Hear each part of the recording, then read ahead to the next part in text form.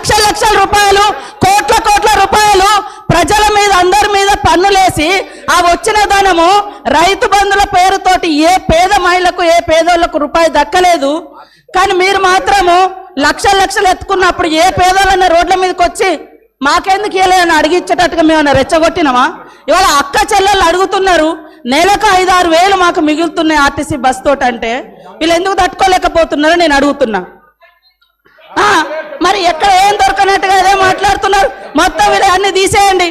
కాబట్టి ఆర్టీసీ బస్సులలో మహిళలు ప్రయాణం చేస్తే మీకేం ప్రాబ్లం అది చెప్పండి.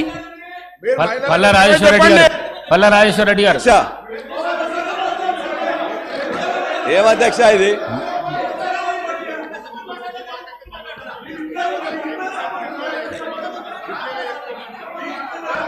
అధ్యక్ష, ఇప్పుడు ముఖ్యమంత్రి గారిని